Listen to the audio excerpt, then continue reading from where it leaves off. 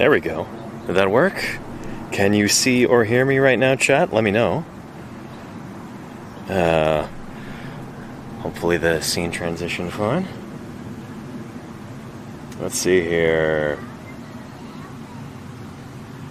There should be a little bit of a delay because we're in high resiliency mode here. The signal is not great, but we're going for it. Let's see.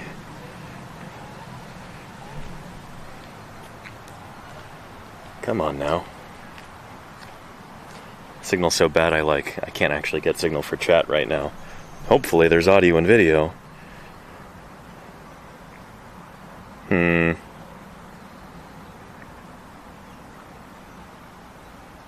Let's see. It's loading. But, well, shoot, if you can see and hear me right now, I'm gonna hope that you can. Welcome to the Oakland Zoo. Welcome to Paleontologizing. Welcome to a special IRL stream. We're going to be walking around and hopefully looking at some California animals. I've not been able to get a clear answer on whether or not the gondola is working again today, but if it is, we'll go on up to the California Trail area and we'll talk about some local native California wildlife. I'm really excited about this and really excited to be able to show you around. But my goodness, this is not getting anything in terms of the chat. Although it says that we're live. So I'm just going to go walk over in that direction and hopefully we connect again. Here. Fossil displays that they have here in the zoo too. Leatherback style turtle. I don't know if this is within genus Dermachelys or if this is something else. This might be like a smaller protostega or something, but lovely Cretaceous sea turtle right here.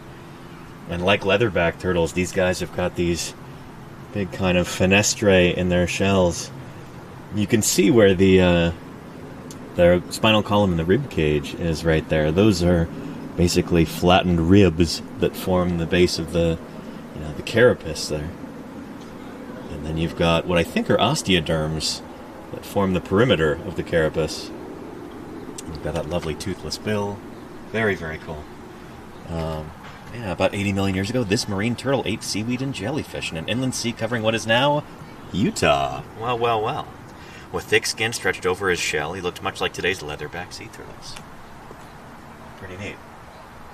Again, I love that they have fossils on display here. Casts of fossils, obviously. But it just kind of ties everything in together. Again, as a paleontologist, I study fossils. I study dinosaur fossils in particular, but so much of what we know about dinosaurs and other extinct critters, we've been able to glean from comparing fossils of those critters with living animals. Like this turtle right here. Hello, hello, turtle friend. How are you doing? Yeah. Super cool. Just having a nice, lazy morning.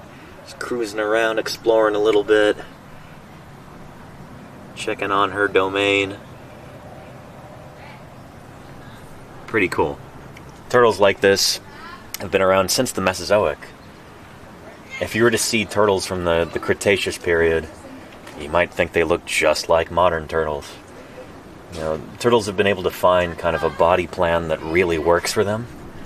Very versatile. Yeah. And in large part, in the broad strokes, it's been fairly unchanged since the Mesozoic. If it works, it works, Pretty cool. The river. But I haven't spotted any otters yet. They are elusive. Maybe they're still sleeping. For sure. Have you dug up many marine animals from that time? I have not. No. The majority of the critters that I've dug from the Mesozoic have been terrestrial. Yeah, much of the terrestrial fauna that we excavate comes from freshwater deposits, rivers and lakes, fluvial and lacustrine deposits, respectively. I love these redwood trees they have through here. California natives. Sequoia sempervirens is the California redwood. Coastal redwood. Pretty cool. Alright, let's make our way up to California Trail and cross your fingers that the gondola has been repaired and is working again. Because last time it was closed, which is why we didn't get to go up there. That's why we came back. So cross your fingers that it's working, that they managed to repair it. There we go.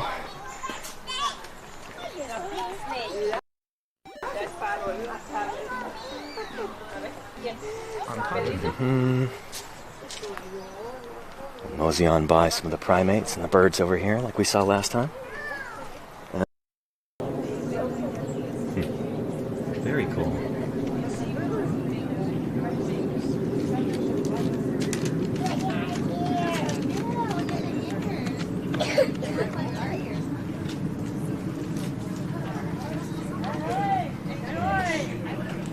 Chip, how's it going?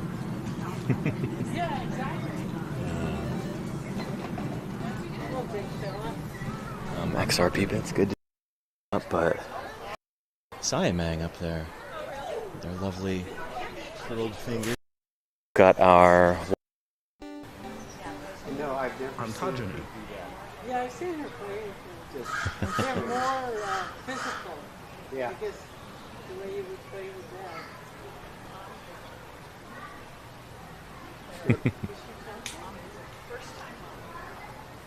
Looks like he was swatting her. Yeah, he plays like a man.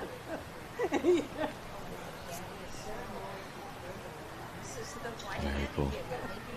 Well, we're gonna go continue on because I can't see chat at all right now. Hopefully it gets a little bit. It's been altered by heat and pressure.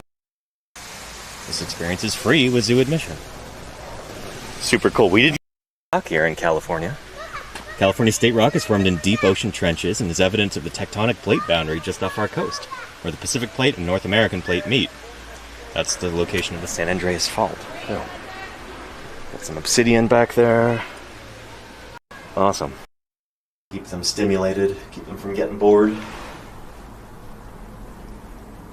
Yeah, you see a plane about to go land at Oakland Airport. Very foggy on the bay this morning. Nice.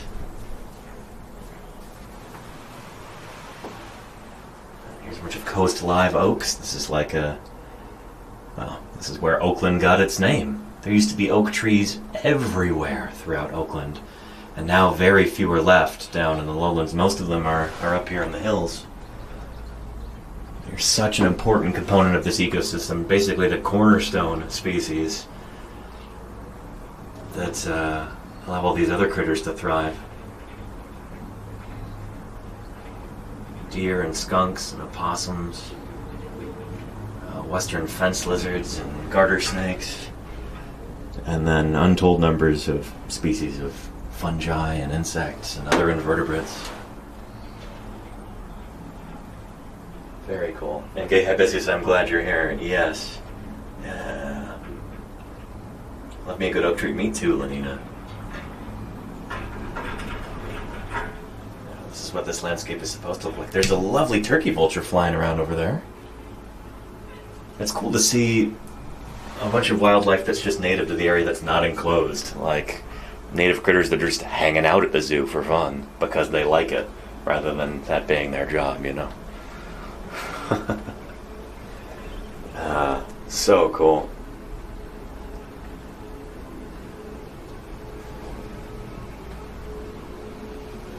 Alright, here we are arriving at the gondola station.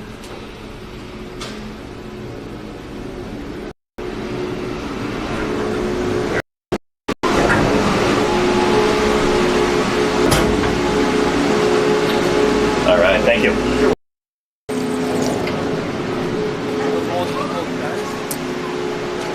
And there's the bald eagle. How's my signal doing? It says 7,000. We should be more than fine here.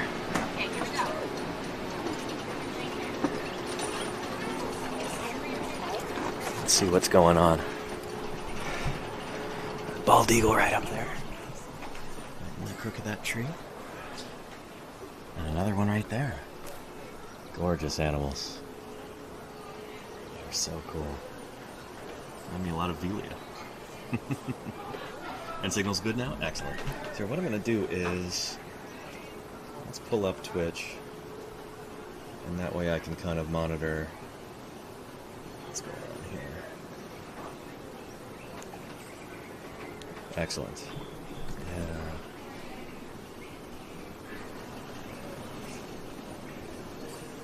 I love all the feathers, just, you can tell that's a favorite perching spot. It's just covered with eagle down.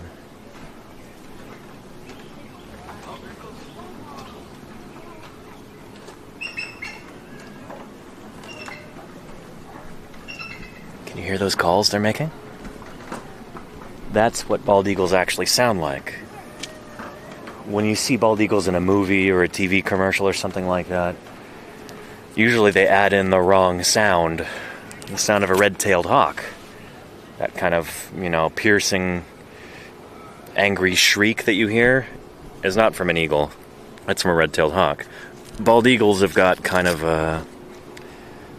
Well, you'll hear it in a second, hopefully. It's hard to describe, but it's like it's almost like a shrill giggle, the sound that they make. Very cool. They chitter, says Lenina. It's a good way to put it. Yeah.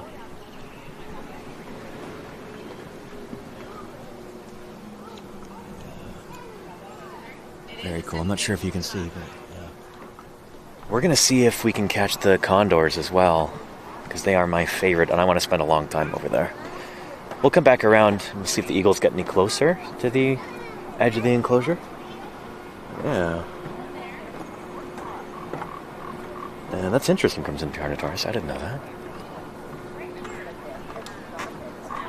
Just beautiful view of San Francisco Bay over here, too. You've got Oakland there on the right, and in the distance behind the fog, the city of San Francisco across the bay. I've said it many times before, but I'm so incredibly lucky to live here. This is just, it's gorgeous. We're so lucky to have such a wonderful zoo right here. Right here in my backyard, basically.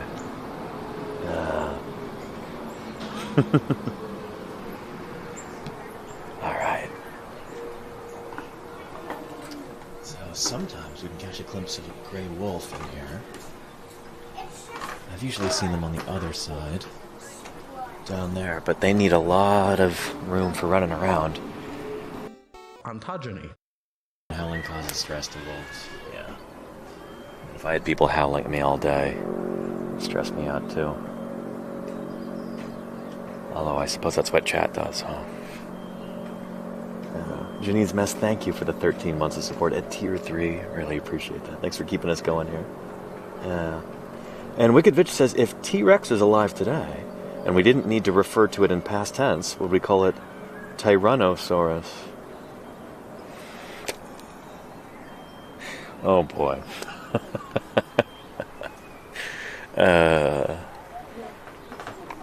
I know you're making a joke, but it gives me an opportunity to, talk about how we name organisms. The name Tyrannosaurus means tyrant, lizard, tyranno, tyrant. And saurus is lizard, reptile, saurian, however you want to translate it. Yeah, and then Rex, of course, means king or ruler.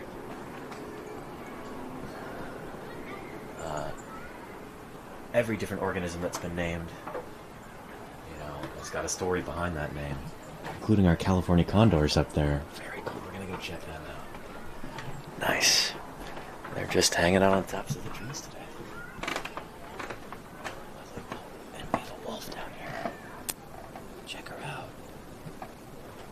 Yeah.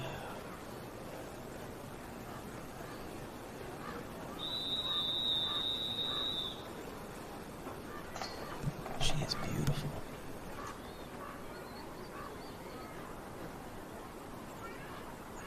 Wow.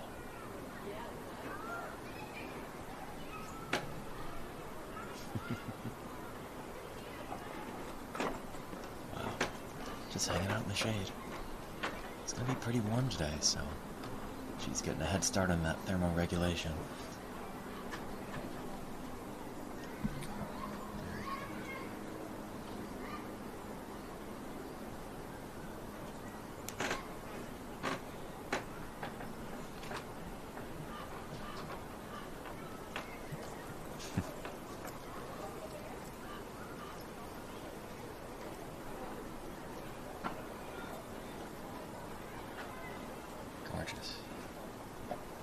she's essentially just a big dog. These are ancestral dogs, as I hope most people realize that our domestic dogs evolved from a wolf ancestor like this via selective breeding.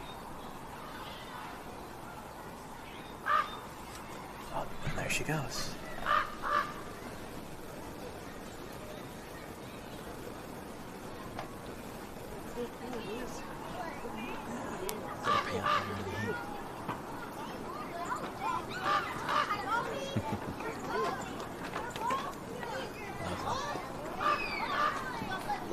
I'm glad we got here early today, because we'll see more animals than we would if we were to get here later. See? Look at, see the picture?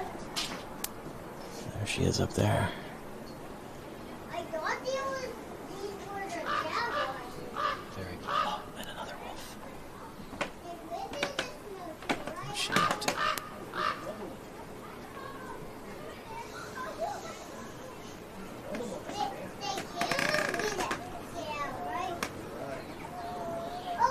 So wolves like this used to live all throughout California. Stretch up there. Oh, lovely booch.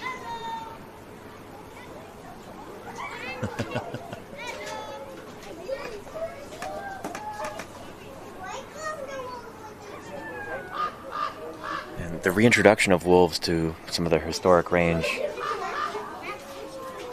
Oh, there's a condor flopping around over there. But the reintroduction of these animals to where they were native to can help even alter the landscape itself. Change the course of rivers and stuff like that. It sounds kind of crazy, but by reintroducing wolves to Yellowstone National Park, for instance, the behavior of deer and elk changed. They would spend less time near the banks of rivers, eating the trees, the saplings and stuff that were growing there.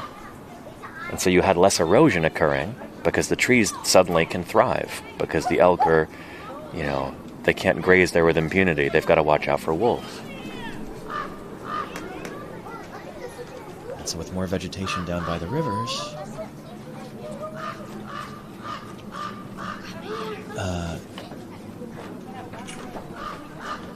the course of the rivers changed. And suddenly you had these like hotspots of biodiversity.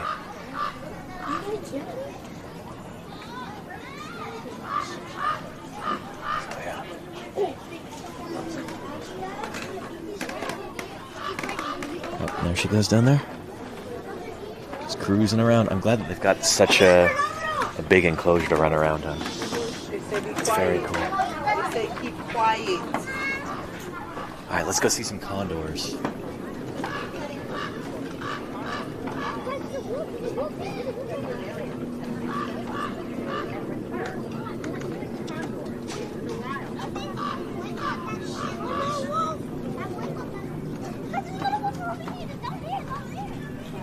See how close we can get to the condor over here. We're in a jungle right now. It's so cute. So California condors are one of my favorite extant birds. They are so special. These, like I was talking about at La Brea, these are a holdover. There we go. From the Pleistocene. You can see the condor's head poking up over there. And it really reminds me of you.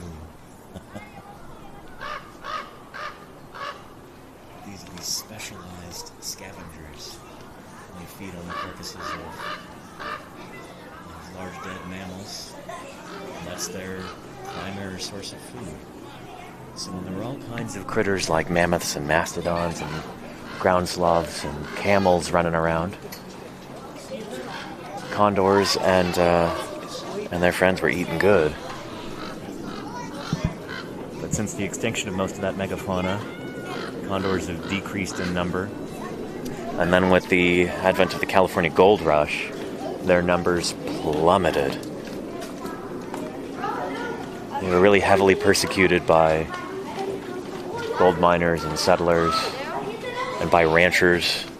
There were a lot of ranchers who thought that condors were killing and eating their cattle. Because, when a cow dies, you'd have condors fly down and eat it. And the ranchers thought that the condors were to blame for the cattle's death. And so they'd shoot them every chance they got. And so as a result, their numbers plummeted. Also, gold miners would shoot them because the rachis of a condor's feather, like the shaft of the feather, you cut the end off with a knife, and then it was like a perfect little vial to put gold into. And so every gold miner wanted big condor feathers. That, and also lead ammunition, when hunters would shoot animals with lead bullets and then just leave them there. The condors would come down to feed, and then they would inadvertently ingest that lead ammunition, and they'd get lead poisoning. So there's just so many different forces that are arrayed to kind of gang up on condors and drive their numbers down. Until at one critical moment, I think it was in the 1970s or 1980s, their numbers were down to the double digits. I want to say it was down to like fewer than 40 birds, fewer than 40 individuals alive anywhere in the world. And so there was this massive concerted effort to recapture all of the wild condors and breed them in captivity and re-release them in order to get their numbers up again. And so when you see a condor, each of them has an individual number on their wings like this. So every single one has their own number. There's something like, I think it's about 550 living condors worldwide right now. Many of them in captivity. I think more than half of them in captivity. But there are fewer live condors in the world than there are people who have been to space. You know?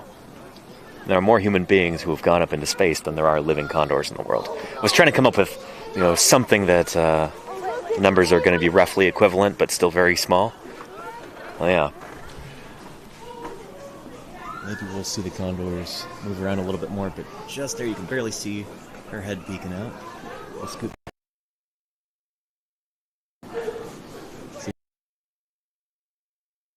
Very cool. This way, Mom. So again, there's fewer than 600 of these animals alive in the world today. They're extraordinarily rare and precious.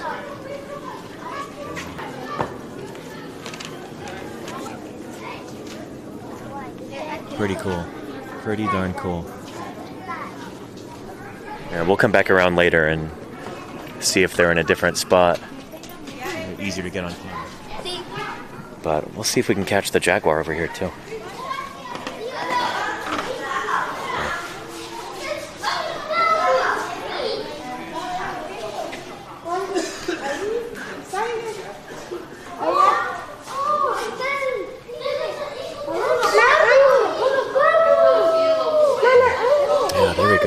Hiding in the shade over there, just kind of at the edge of the shadow of that tree, we've got a jaguar. No, up there, you see? Because he's not moving yet. Oh, he's turning his head. He's turning his head.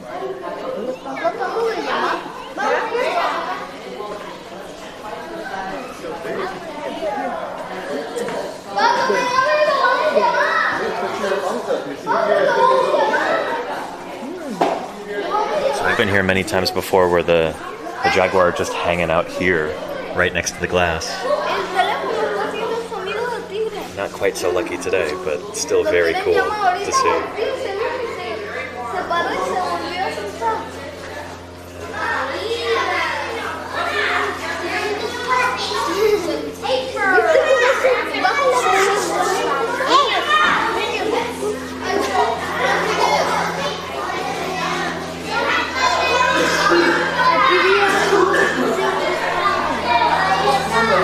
So many noisy kids.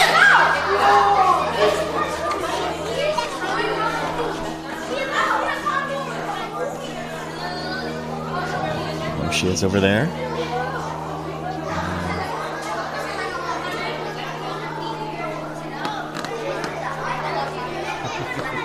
So jaguars like this, again, are native to this part of California. I want to say they ranged as far north as like Sacramento until not too long ago. Until about, a little after the gold rush maybe.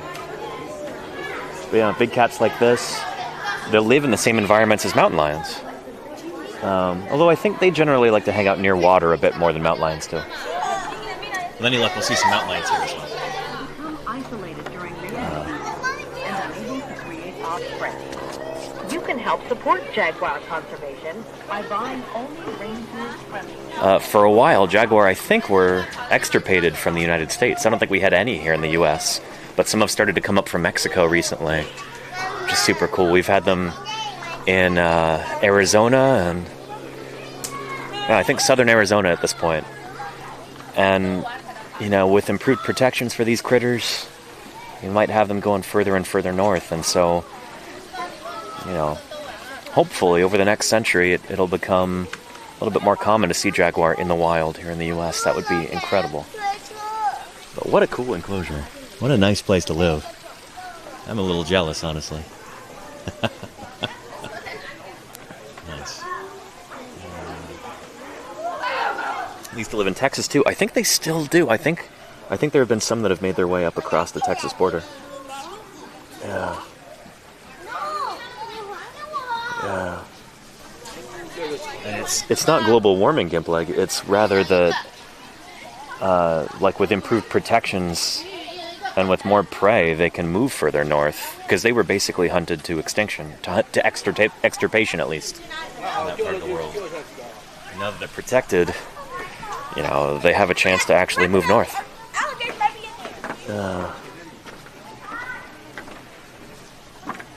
Because it's not like these critters need super high temperatures to survive or anything.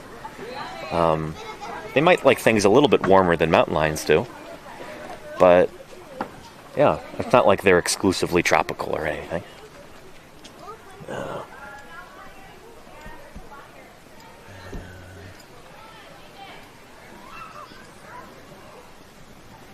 Here, I appreciate that pin message from OAKLAND, but here, let me get another one going.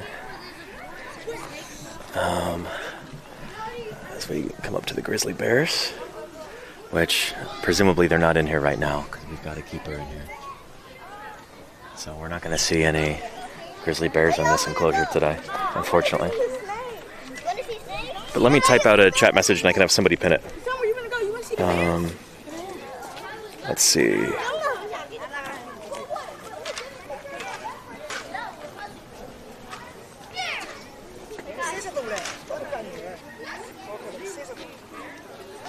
All right. Will somebody pin that message that I just did? We're exploring the Oakland Zoo today. Thank you, mods. I know people on mobile can't always read the titles, so. Yeah. Anyhow. If you was on an airplane, it's not that deep. I've been on an airplane before. It's not scary. It's that deep. It's exactly like an airplane, but it's more short. I like airplanes, but I hate the part where it makes your ears hurt.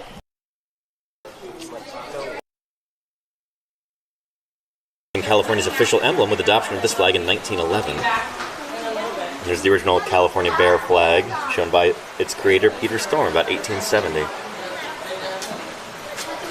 California's great brown bear gone. Settlers killed grizzlies to protect livestock and farms, as well as for sport.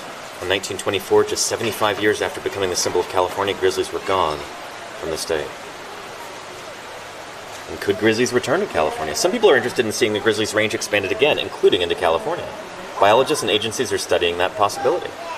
Should the state with the grizzly flag welcome these bears back home? What do you think? I think yes, absolutely.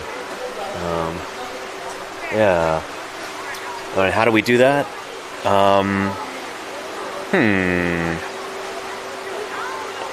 I don't know.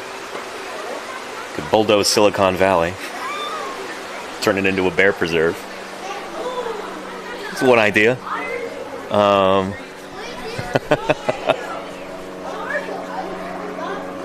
Yeah.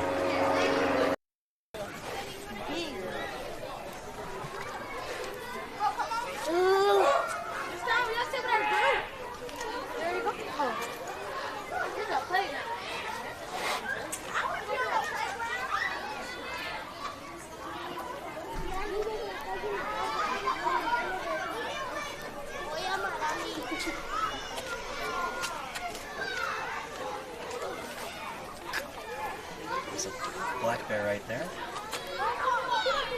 This is a wonderful opportunity to say that the name black bear is very much a misnomer. Their coat color can vary tremendously, from like a light silvery gray to jet black and just about everything in between. This one here is a really nice light brown.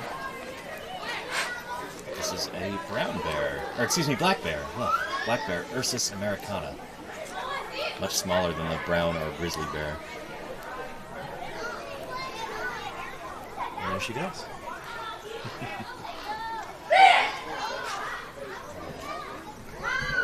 And there are some kids screaming at the bear and throwing goldfish crackers at it, and I had to hold my tongue. Yeah.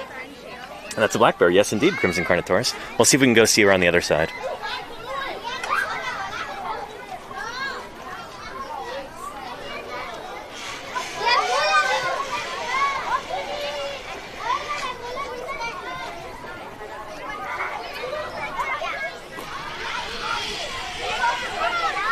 Alright.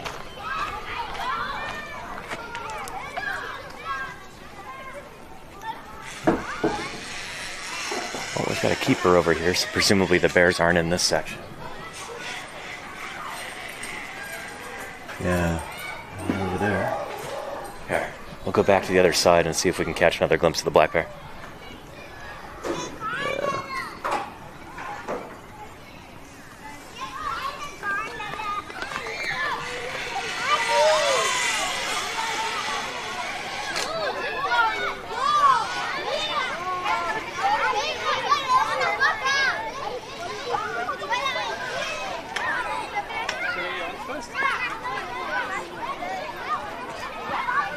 There we go.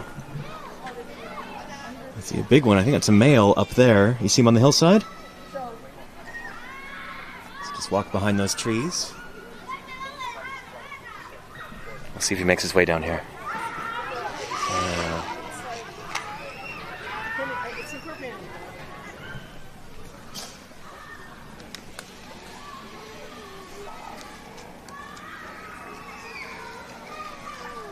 There we go.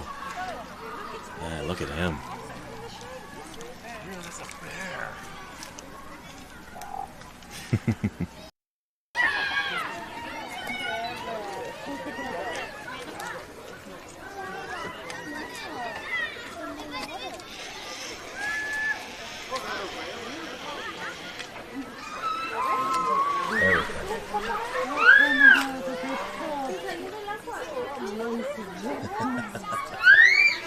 Oh, I'm so glad Signal came back so you could see that, Jack.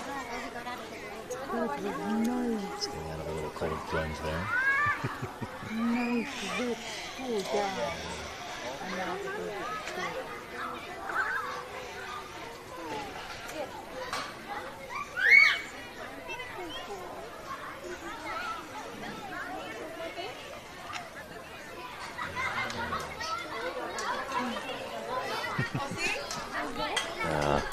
Love checking out the bears.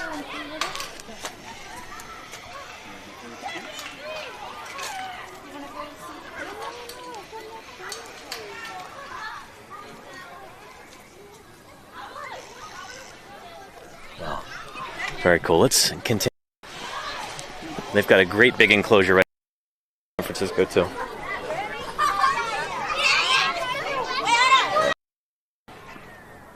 Such a cool critter. Let's go see if we can spot some real ones down here. Can you go back to that cafe and see some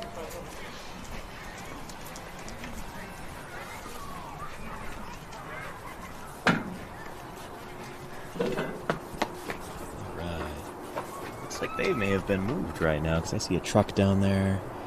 I bet you this part of the enclosure is also being cleaned up. But we've got this. So we can look out over San Francisco Bay. Let's see if this works with the camera.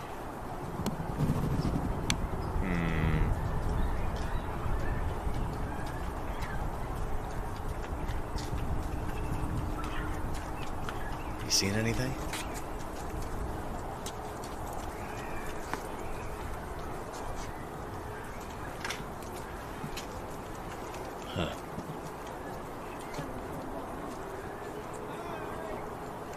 difficult getting the camera to work with this, especially with the fisheye lens.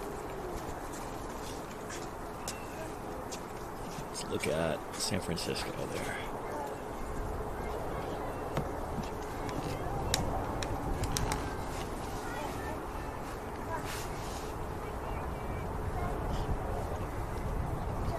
There we go, downtown San Francisco.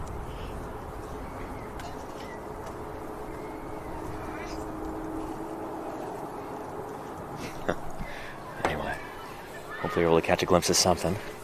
That's San Francisco right down here.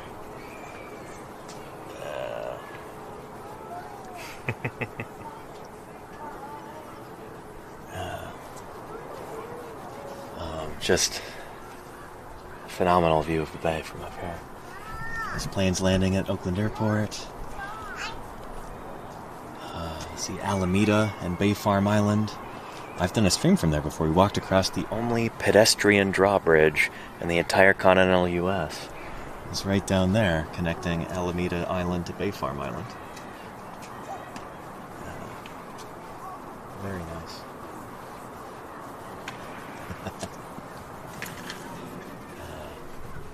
And so before this area was settled, absolutely abounded with wildlife, like the pre-gold rush days. Yeah.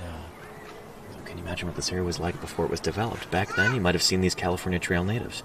Grizzlies, black bears, mountain lions, gray wolves, California condors, and bald eagles. Yeah. Gorgeous. And there's so much more wetland back in that day, too. Which would have provided homes for so much more wildlife than we have currently. We're blessed with all kinds of wonderful things here in the Bay Area, all kinds of wonderful critters, but it doesn't hold a candle to what used to be here. Pre-gold rush, or let alone before then, during the Pleistocene. You would have had mammoths and mastodons, camels and ground sloths, saber-toothed cats and American lions, bison and scimitar cats, all throughout here. And the bay didn't exist at that time. Since sea levels were lower, the coastline actually extended all the way out to the Farallon Islands. That used to be the California coast. During the last ice age, when all that water was locked up in glaciers, sea levels were lower.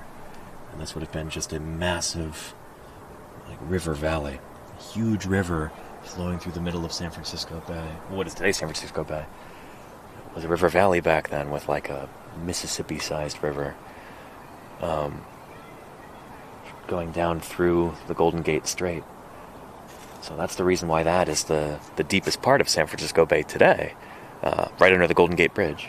It's because that was basically a canyon that this massive river cut through on its way out to the sea, which, like I said, was out at the Farallon Islands at that point. The Farallons were basically tall hills or little mountains right there on the shoreline about 14,000 years ago.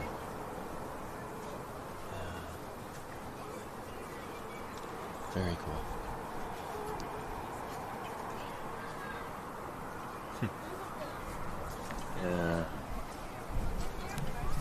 Let's see here.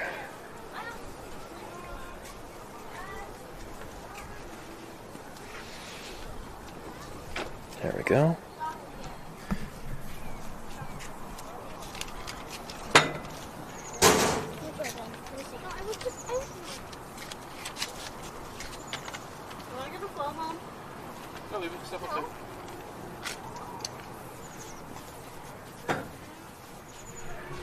Very cool. I got you. Step up. Big step. I got you, bro. There you go.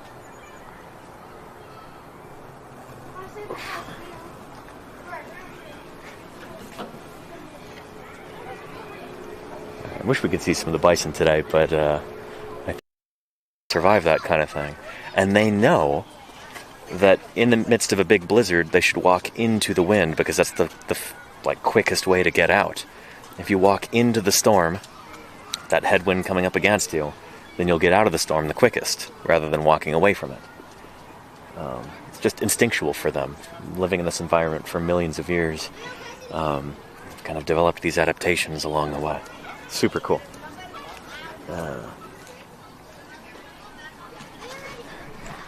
I don't know how much of that you caught, because the signal just dropped again. Let's go on over here.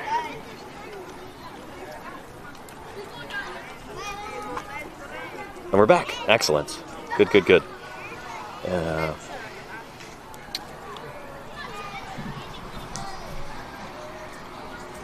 Alright. So that's most of everything. We might do another loop real quick, see if any of the animals have changed spots and they're a little bit more visible right now. Yeah, so we'll just do a quick once through again. And then maybe we'll take a peek at a few other critters before we take off here. Maybe in about an hour or so. And we cut the bit about walking into the headwind in a storm. Yeah, Charlie Dragon, good, good, good. Yeah.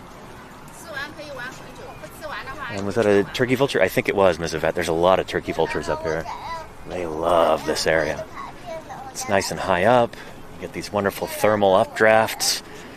They can use to travel great distances. Just hang there in the air with exerting practically zero energy. Turkey vultures are so cool. Condors do the same thing. We're going to see if we can get a better view of the condors on our second trip around. Let's do it.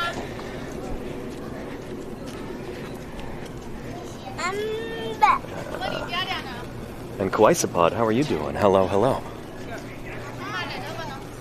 Good to have you here. So, we're going to go back around. Rather than taking the gondola out, we'll do one more loop.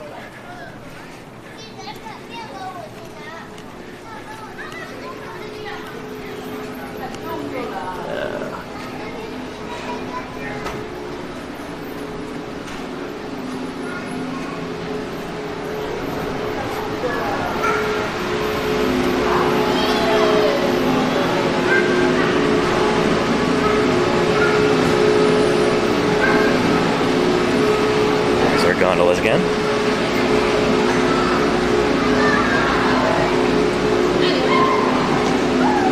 All right.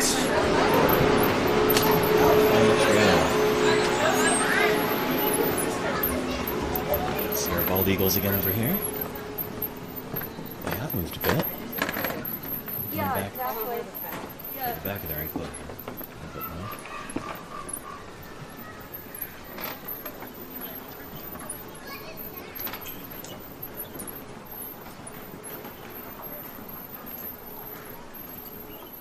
See if we can catch a glimpse of them. We might have to go around to this side.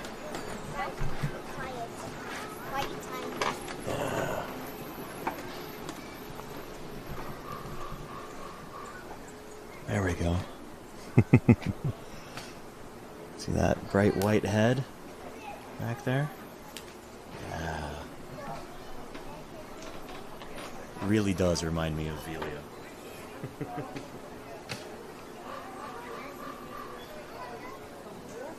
Those arms kind of pushed out to the sides a little bit. Getting some air on those primary and secondary feathers. Soaking in the sun. Yeah, it's good to be an eagle. And Valerian Hunter, I'm glad you're here. Welcome to the Oakland Zoo. I didn't know you were a former zookeeper. Very cool. Can I ask what zoo you worked at? This is really neat. Very, very cool. I know a couple of people who work here. Maybe sometime in the future we can arrange a special tour. We'll have to see. And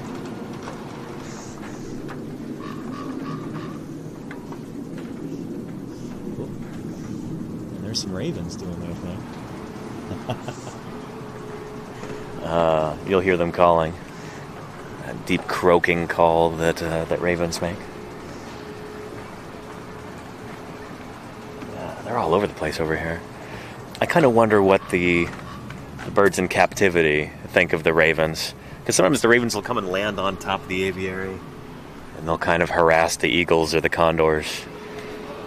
I don't know. You wonder what they're thinking.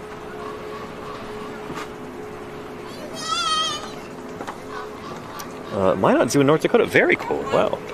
Montgomery Zoo in Alabama, most recently the Columbus Zoo in Ohio. That's really cool. Well, you're an old pro then. That's awesome. It's great to have you here. If you have any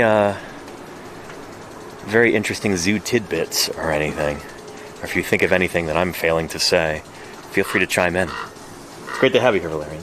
Yeah. And you can hear those ravens.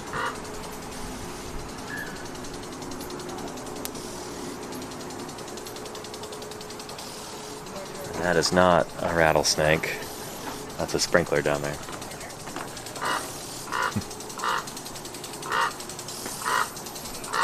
I've noticed they use these a lot at this zoo in order to water the enclosures. They don't like to have the sprinklers on the inside, I think because they don't want the animals chewing on them or getting spooked by them. So they have them just outside the fence or around the perimeter of the grizzly enclosure. We'll check that out too.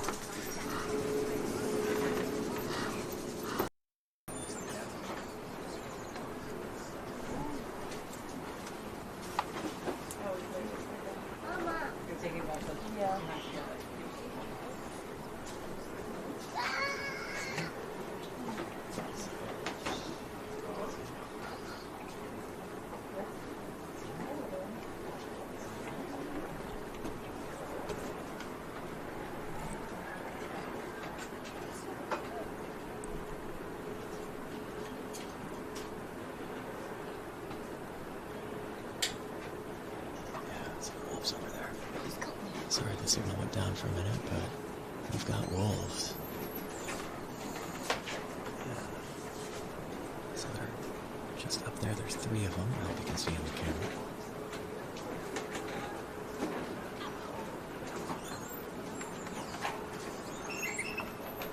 camera. Our eagles are flying around again. We'll see if we can go spot them. Because I hear some eagle activity. I saw some fluttering. Let's try and catch them.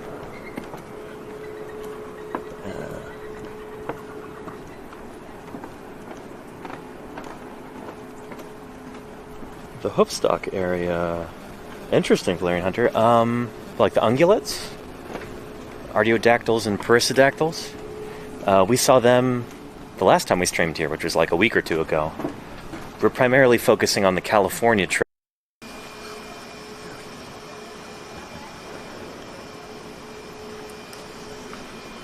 So cool to see them move around.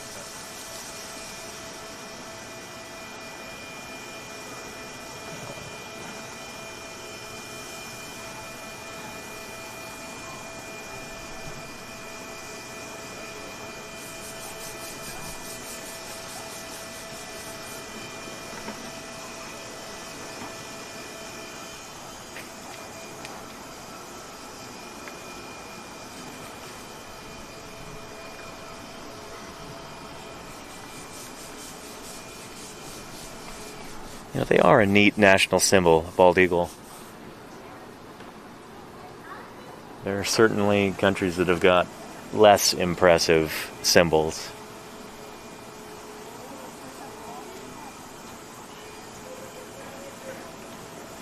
These guys are really neat. They're a big conservation success story. The introduction of the pesticide DDT back in the first half of the 20th century just dropped their numbers down to almost nothing. We almost lost bald eagles in the continental U.S. But through banning of that pesticide, through captive breeding programs and protected status, their numbers have really rebounded. To the point where we're starting to get them here in the Bay Area, too. A couple years ago, I photographed a bald eagle in Alameda, California, which is visible from here. If we were to turn around and look at that overlook. And then I saw one in my neighborhood just a few months ago, rather. It was before I left for the field. I think it was in like April. Saw a bald eagle just, you know, soaring around over my neighborhood. It's wild. The numbers really are coming back. It's awesome to see.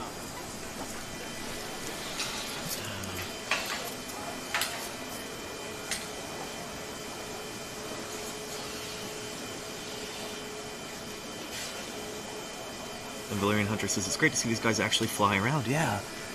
I don't know the story behind these particular bald eagles. I bet you they are rescues. I bet you these guys could probably... They'd have trouble surviving in the wild, which is why they're here. But they can be ambassadors for the species to the general public, and that's really cool.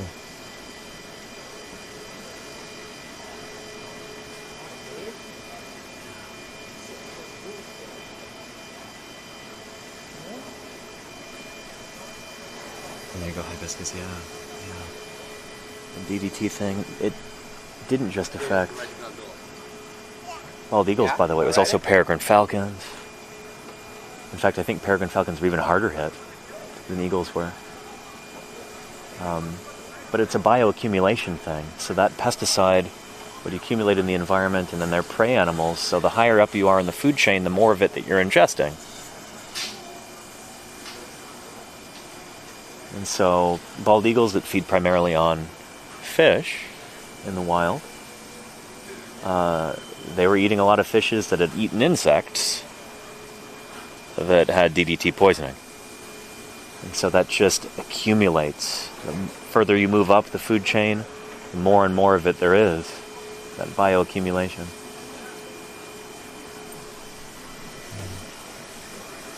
Trophy cascade, there you go. Yeah.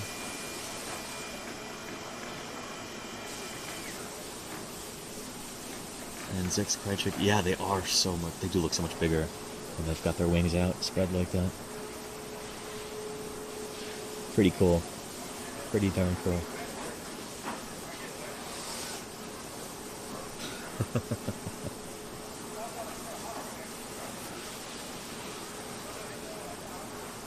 Yeah, beautiful.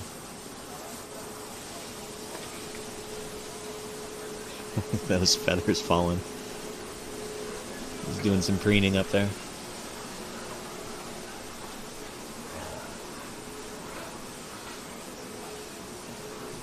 So the bald head, quote unquote, of the bald eagle, that white head like that, I think it's probably ontogenetic signaling. Because both the males and the females have it. It's not sexually dimorphic, so it's not used for telling males and females apart. That white head like that only comes to be as these animals are mature. And so for whatever reason, it's really important for them to be able to signal who is mature and who is not. I don't know the exact reason, but clearly it's vital to them.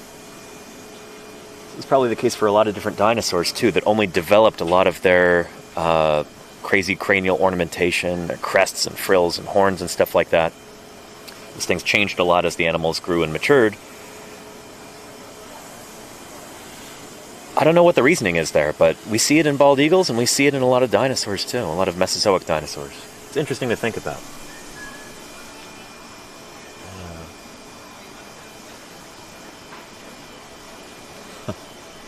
Very, very cool.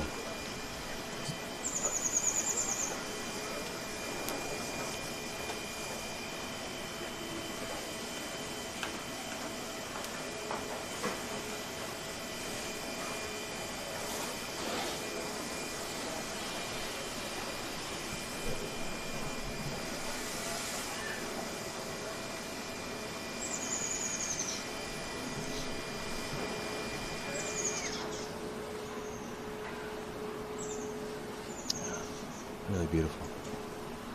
Let's continue on. Maybe we'll, if we're really lucky, we'll catch a good glimpse of the condors. My favorites.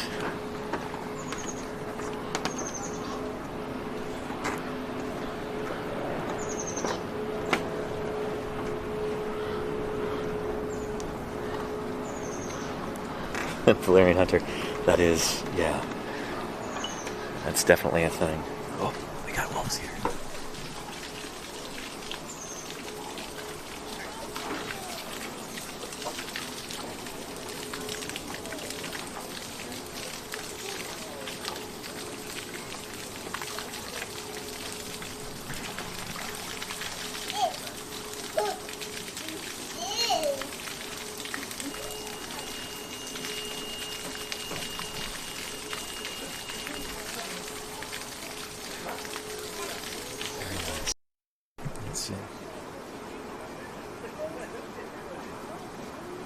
Hopefully the signal will come back.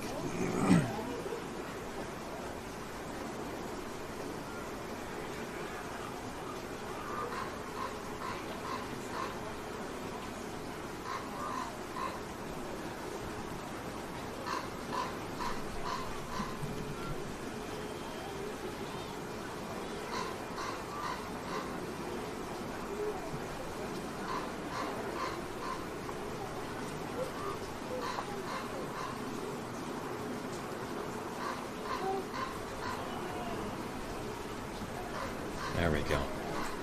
Wolves, wolves, wolves. Hello, hello. The wolf right there. Just doing some panting. Trying to keep cool. It's warm today. I feel like it's warmer than the weather command let on. Feels like it's at least 80 degrees.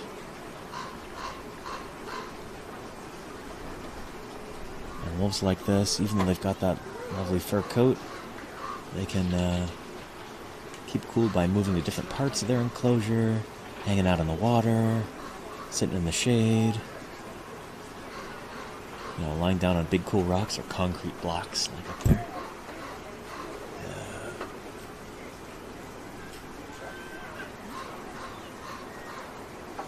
And then the panting too helps them to stay cool. Moisture evaporates out of their mouth, and it causes a cooling effect. So dogs don't really have a lot of sweat glands. I think the only sweat glands they have might be on their paws and on their nose, with that exposed skin there. But apart from that, they don't really like sweat. Unlike animals like horses that do, or like us, obviously. So they pant in order to keep cool. I think cats are the same way. I think most, if not all, carnivorous mammals. That's how it works for them. Yeah.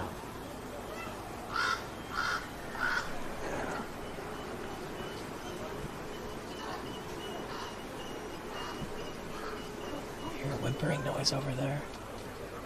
Got a wolf over here.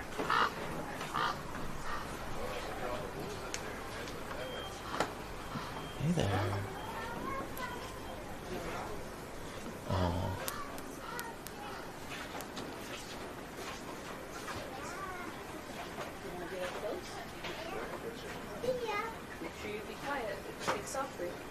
Very cool. Oh, she looks so skittish. You can hear her whining a little bit.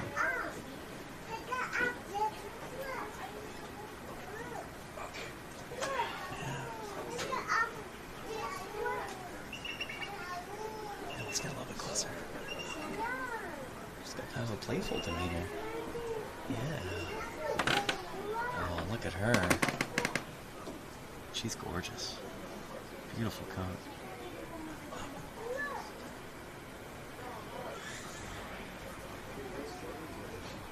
Yeah. And these are gray wolves. I think they're timber wolves. I'm not sure what subspecies that is, though. I don't know more specifically than just Canis lupus. She's looking right at me.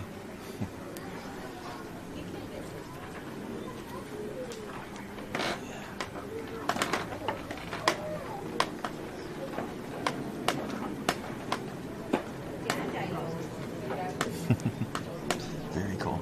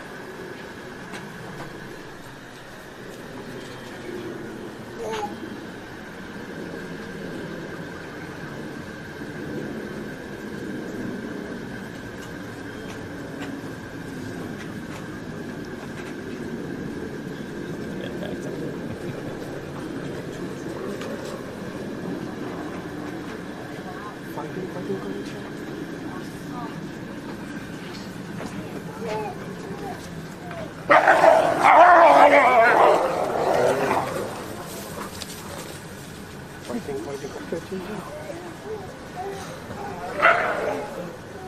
in trouble.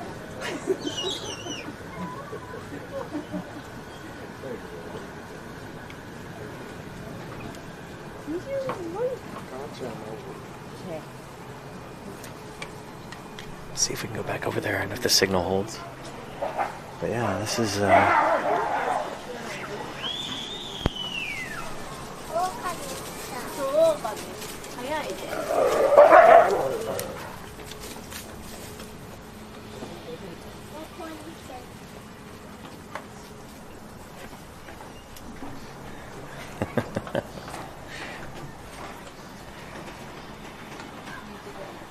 this is the first time I've really seen the wolves up close and personal here at the Oakland Zoo. I've been here many, many times. This is my hometown zoo. And the wolves have been elusive. Today they're really putting on a show.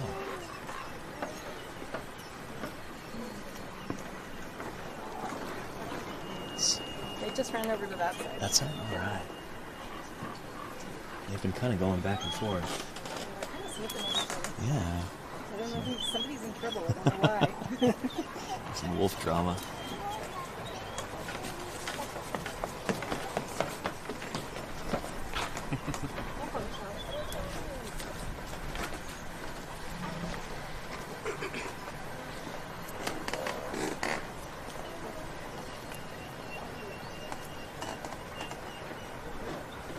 We got all of them now. Yeah. There's 4 and the 5th one. They're all here. Really nice. I've never seen them so active. This is so cool. I know me either. That's Yeah. my husband. We come up here, they're always sleeping. I'm like, or you can't find them. Exactly. Like yeah. when they were pups, they were impossible to find. This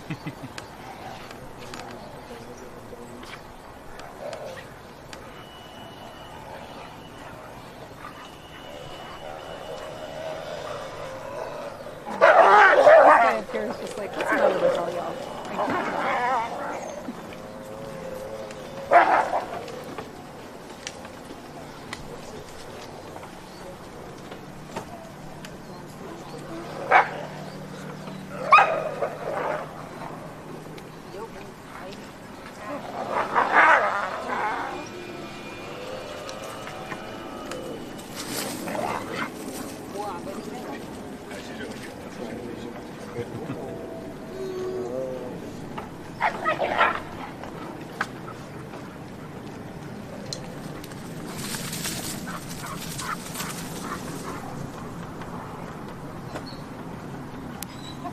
Like, knock it off. This is my life.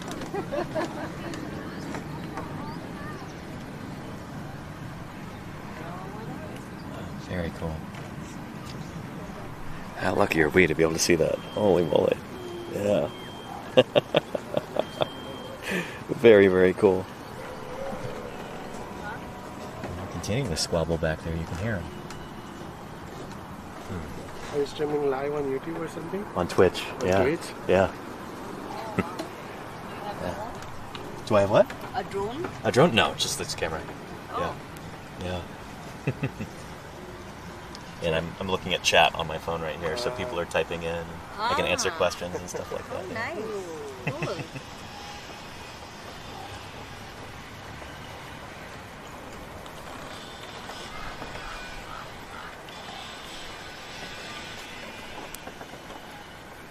Well, very, very cool. So glad we came back. Let me see that. I've never seen the wolves so active. That's what a privilege.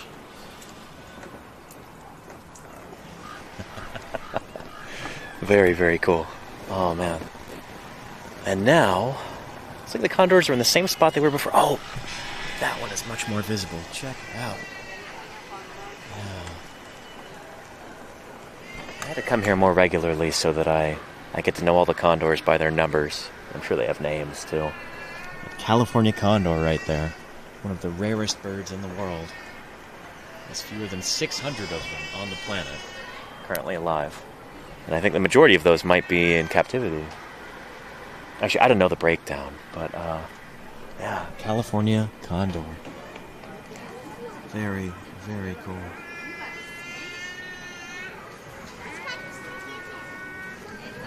So you see him right up there? I wish I could zoom in, but this camera's just got a static lens. It doesn't hasn't moved. No zooming. But man, this is why every time I go to the zoo, I always bring my binoculars with me, unless I'm streaming. You can see so many cool things up close if you just bring binoculars. I don't know why everybody doesn't bring binoculars, you know? It seems like such a simple thing to be able to get so much more out of your zoo visit. Oh, yeah. Anybody in chat ever bring binoculars to the zoo? It's an essential item, in my opinion. Yeah. Zoom in and see the tufts of feathers around the neck of the condor. Maybe even catch that number tag. Are we gonna fly? We're just shifting around on the branch. Oh, here go those wings. Yeah, very cool.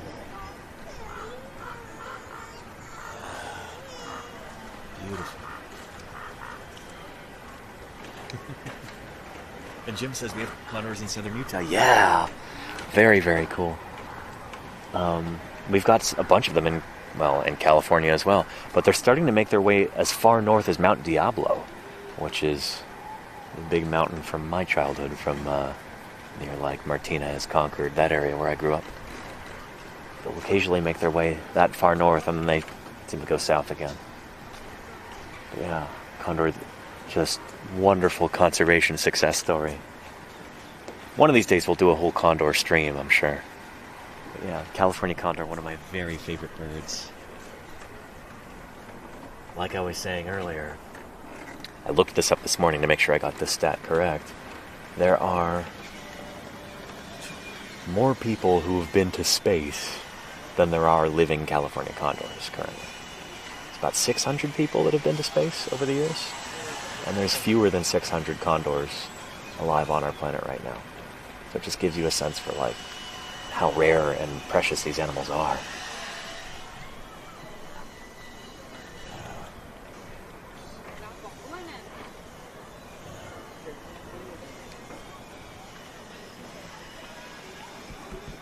Yeah. Have you ever seen a condor in the wild, Jim? I bet you have. I have not. I've never seen a wild condor. Hopefully one day, as their numbers continue to rise, as conservation efforts continue to bear fruit, I'm really hoping we'll have condors soaring over the Oakland Hills again, like they used to do.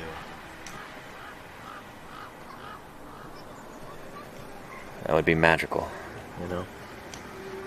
Yeah. And XRP bits, that does make sense about the binoculars, yeah. Yeah. Do I ever go birding? All the time, Pomas, yeah. Yeah. It's one of my favorite things to do. I don't get to do it enough, but at least a few times a month I'll go out bird watching.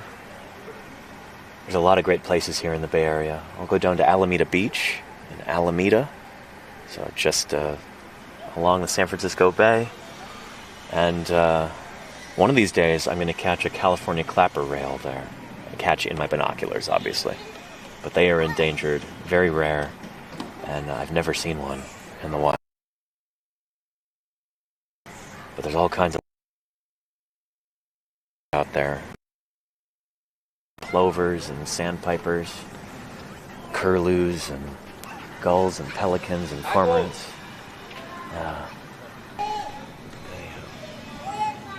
You've seen several at once at Lee's Ferry. That's so cool, Jim. Oh man, I'm jealous. Condors are so awesome. Yeah. Very cool. Anyway, let's continue on. Let's see if we can catch the jaguar. See if it's moved. A little bit more visible now. And maybe we'll catch a glimpse of the bears again.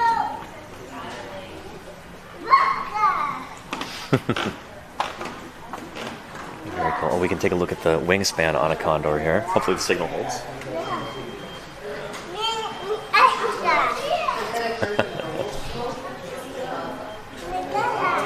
Check this out. California condor.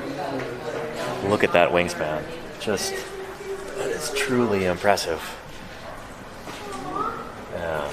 And again, this is the living condor. This is not even as big as the giant condors from La Brea like we saw the other day on our stream. Those pteratorns. This is just your extant living California condor. It's this big. What an incredible animal. Wonderful.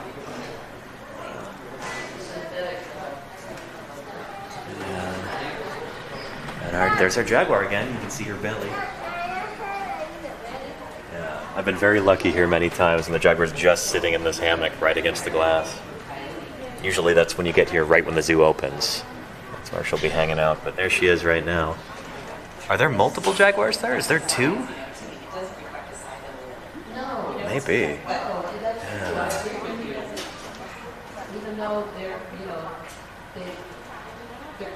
Very cool. Let's go a little bit closer.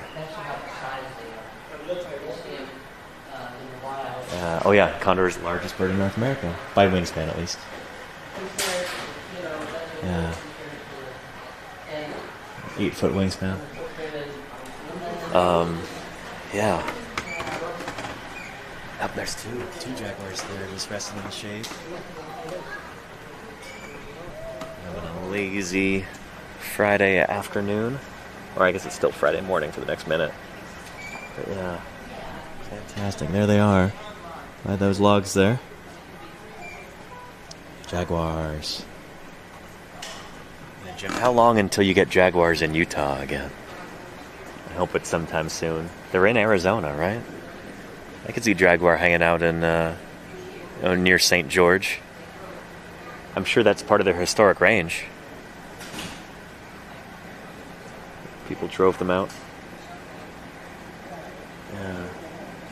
Are they mates or siblings? I'm not sure, Miss Yvette. I don't know. I need to really use my membership more often and, learn about all the relationships of these different animals. Not just their evolutionary relationships, but their personal relationships. Who gets along with who are siblings and who are not genetically related to each other closely. Who are new arrivals and who have been here forever, that kind of thing, Hot zoo gossip. I don't know enough about that,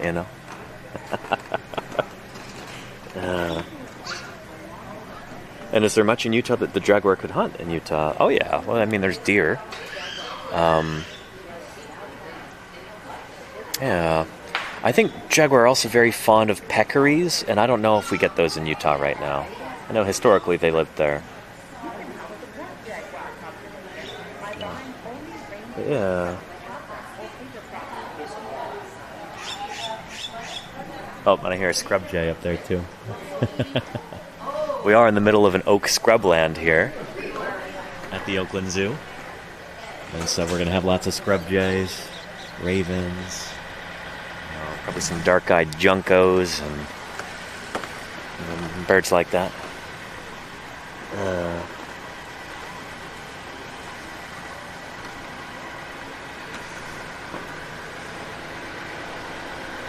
Oh, and this is neat. We've got a jaguar skull cast on display over here. We got to take a look at that. Oh, but before we do, wild jaguar in Arizona. Local school children named this jaguar El Jefe, the boss, after hidden cameras snapped his picture in southern Arizona. This lone male has been living in his native habitat since 2012. Wow. Salute to El Jefe here. Pioneering jaguar, trying to take back some of their native habitat. And a small jaguar population in Mexico could lead to recovery across the border here in California. What's needed for these endangered native cats to get reestablished in the USA? Good habitat, ample prey, and cooperation between the two governments. Thanks to anti-fur campaigns and bans in the 1970s, jaguar poaching has declined dramatically. Still, demand for jaguar paws and teeth continues to drive illegal killing and trade. And there's a black market jaguar skull for sale in a traditional medicine shop in Peru. Traditional medicine is such a scam and such a harmful thing. Not just for wildlife, but for people too. How many people get sick from the stuff that they ingest from traditional medicine? Anyway.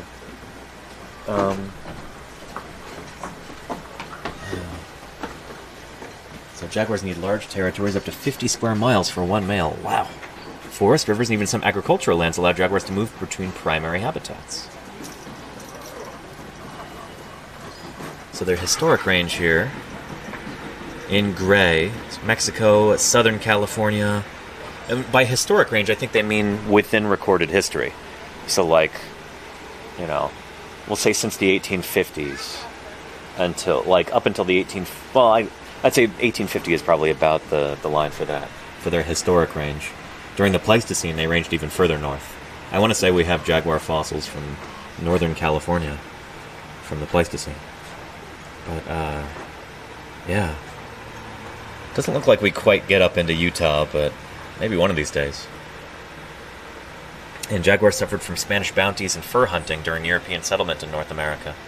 Then in the 1900s, the U.S. government hunted down the last jaguars in the name of protecting livestock. Oh boy.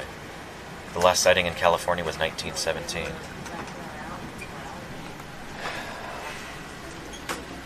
It's another one of those instances of paving paradise to put up a feedlot. Don't get me started on it, you know?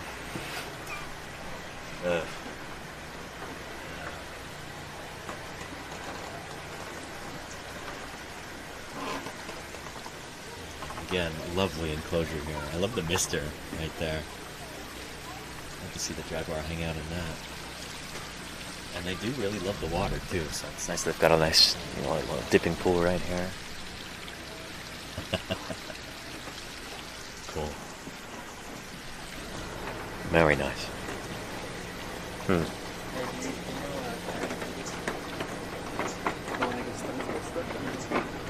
And I think they do have alligator in certain parts of Texas near the coast.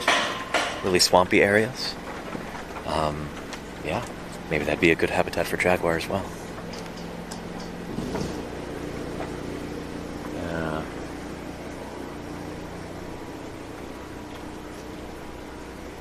And Lordy, yes, I'm so glad that our signal is holding so far too. I don't think we'll get to see the grizzlies over here. I think they're elsewhere right now, hanging out indoors while their enclosure gets cleaned before the weekend. But there's that sprinkler like I was telling you about. In order to actually water the plants and keep everything from drying out, they've got these sprinklers around the perimeter up on the fence there. And it's cool to watch those go during the day. I've been here when the bears are in there and the sprinklers are going. The bears are like, standing on their hind legs and going, huff, huff. Like a dog, trying to bite the stream of water coming out of a garden hose. It's been pretty cool. Yeah. Let's see. Anyway, it's good to see you, Lordy. I hope you're doing well with the cats at home right now.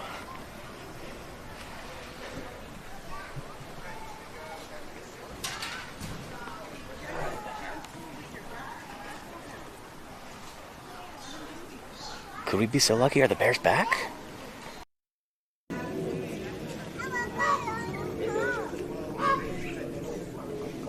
I see the bear way up there.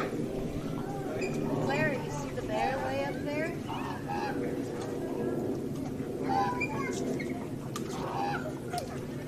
That's the jaw of the bear, I think, and his teeth. And his teeth. This is how he eats food.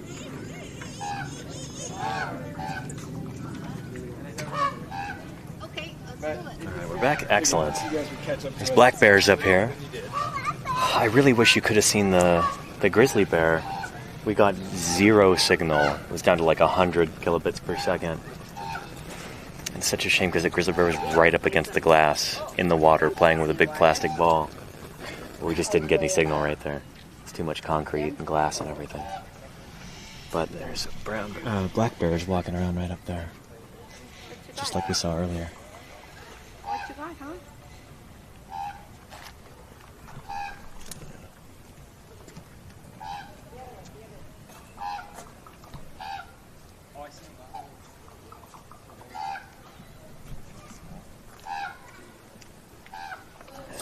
You hear those honking ravens.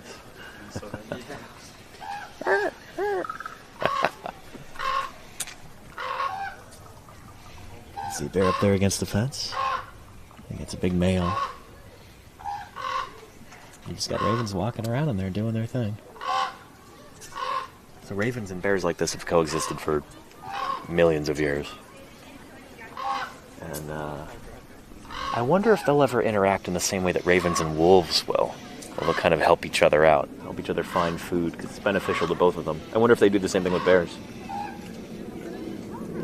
Yeah, and noisy dinosaurs, there you go, Mary L, yes. Gotta love them.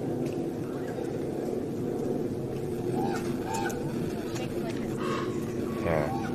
We'll give that one more shot. We'll try and see if we can go see the grizzlies. The signal will probably cut out again, but I want to try. We'll see if we approach from the other side with the encoder on my back rather than I'm, going from the other direction. We'll see if we can actually spot them.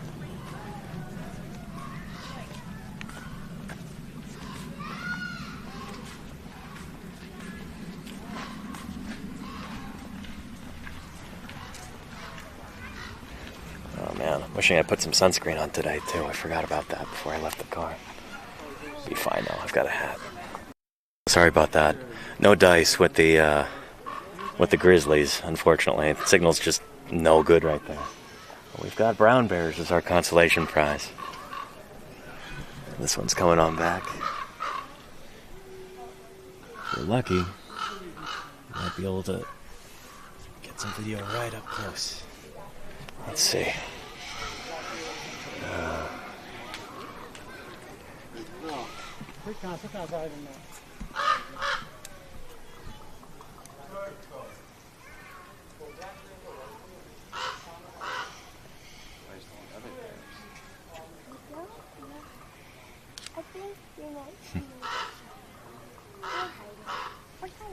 It just kind of shows how versatile that body plan is. There are bears that are strict carnivores, like the polar bear. They feed entirely on other animals. There are bears that feed almost exclusively on plants, like the panda. And then there are black bears and brown bears who just eat whatever they want to. They're not picky. It's cool that just that overall body plan, the way that their bodies are set up, the way that their teeth work, it can be adapted for so many different diets and lifestyles. It's very cool.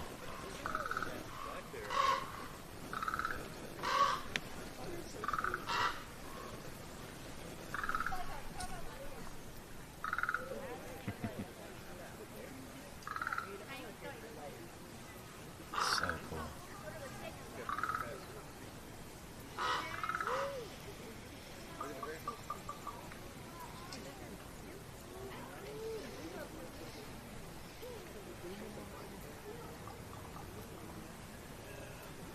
Awesome. Bears are really neat.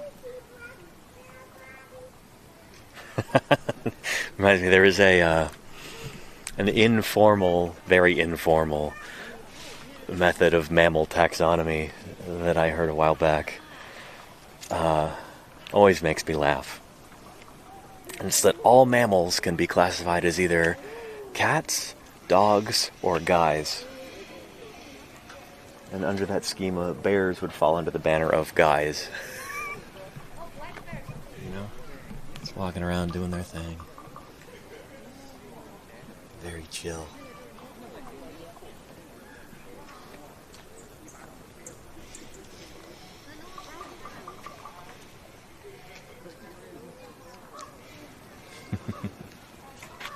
Beautiful black bear here. And again, I said it earlier, but I'll say it again. The name black bear is a misnomer. Black bears are usually not black. They can be a range of different colors, from like a light silvery gray to jet black. Most of them are kind of brownish. Somewhere in between, like this one here. Yeah, she's beautiful.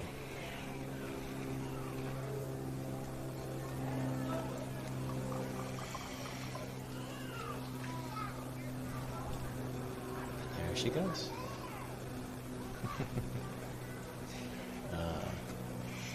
God, you walked right in front of the camera for us. It's lovely. You get blonde, that's exactly comes into Carnotaurus, yeah, definitely.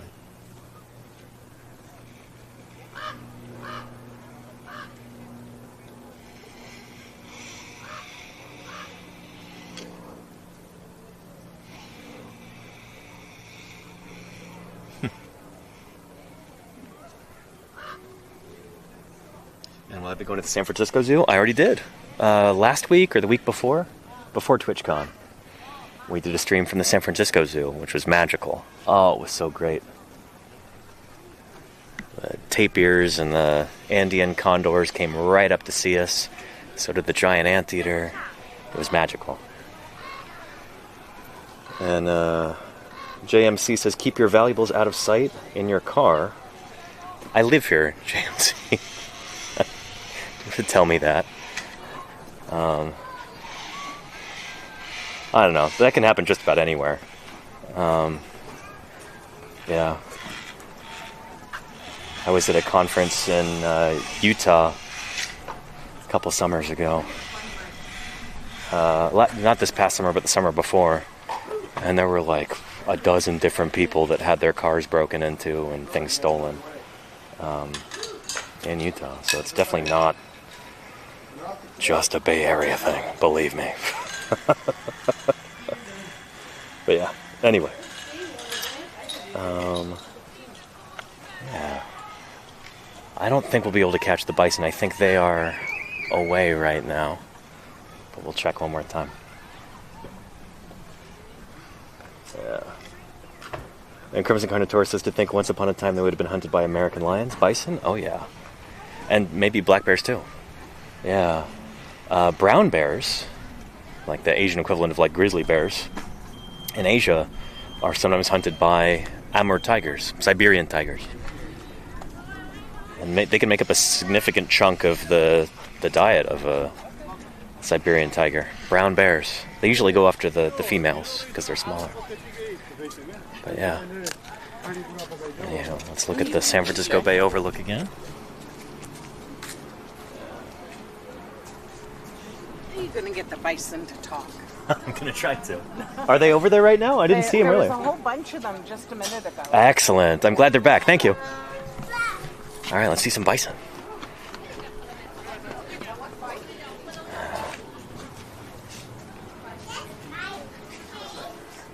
There we go. Yeah, look at them. American bison. The scientific name for these guys is super easy to remember. It's just bison. Awesome. Very cool.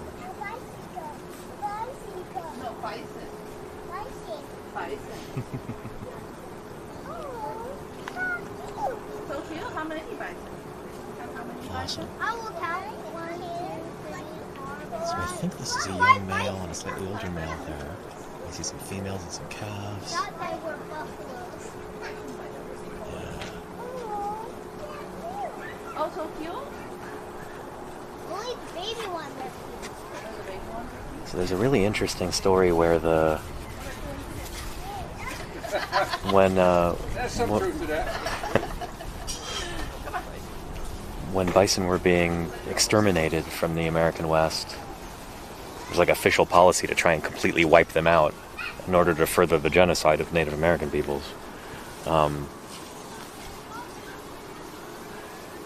There was a group of people in Washington, D.C. who wanted to collect some bison before they were all gone, wanted to put them on display, and they were going to shoot them, taxidermy them. And so before the last of the bison disappeared from the landscape, they sent an expedition out to eastern Montana.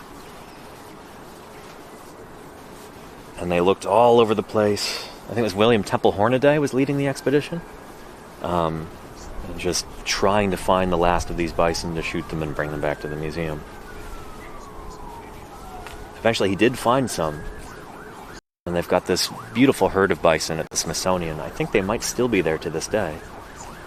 But in the process, he stumbled across some fossils. And that is what led to the discovery of Tyrannosaurus rex. by Barnum Brown just a few years later. They sent word up to New York and they said, hey, we've got these cool fossils. I think they had some Triceratops horns and stuff. And because of that, Barnum Brown got sent out to the Big Dry Creek area of eastern Montana, near present-day Fort Peck Lake. And that's where he discovered the first Tyrannosaurus fossils. Well, first ones to be named Tyrannosaurus, at least. That's a longer story. But yeah. I had a whole big video that I had drafted up and, like, written out a screenplay for and everything, and I just never got around to actually finishing it. One of these days I should do that, because it's a really interesting story how the discovery of T-Rex intertwines with the story of the American bison.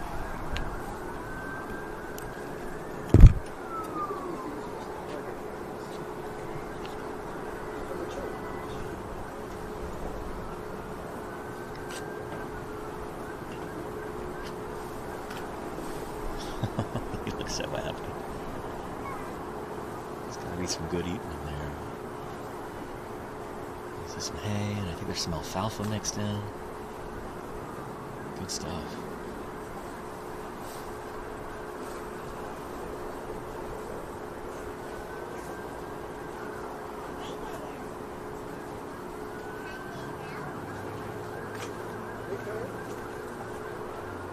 And Miss Yvette, hey. Safe travels tomorrow to Monterey. I hope you enjoy.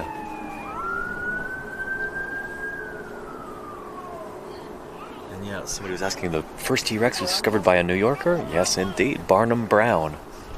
Barnum Brown was born in Kansas, but he lived in New York City for much of his life. Worked for the American Museum of Natural History in New York. Well, maybe about half his life. He would split his time between New York City and doing field work for much of the year. Montana, Utah, Wyoming, New Mexico, and overseas as well. Spent a lot of time in India and Burma. Yeah, the life of a field paleontologist, you know, always on the move.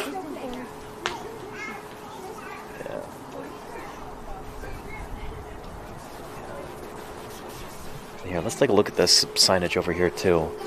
Give you it's got a really haunting image here. You've probably seen this before, but in case you haven't, let me show you. There was an official, like, U.S. policy to try and wipe out bison from the United States. Yeah, so here's a pile of bison skulls, 1870. This is, I think, one of the most chilling images ever put on film. Just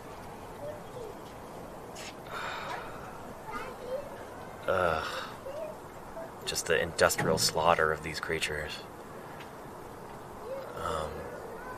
Shameful. Yeah. And they very nearly went extinct here in the U.S. But, yeah. For many Native American tribes, bison played a pivotal role in tribal culture and provided essential food and materials for everyday life. This shifted drastically with the near extermination of bison by settlers during the 1800s. Settlers and, you know, like official U.S. government policy as well. The U.S. Army, I think, was tasked with trying to wipe out bison in certain areas. Just shoot every single one they could find. They had basically a bounty on them. But then in 1907, a Native American man sold his buffalo herd, I guess he had fenced up, to the Canadian government to ensure their survival. Fast forward to 2016, nearly 90 calves from this herd returned to the Blackfeet lands in Montana, back home after a century. It's because of this that we still have bison today. Otherwise, they would have been wiped out entirely.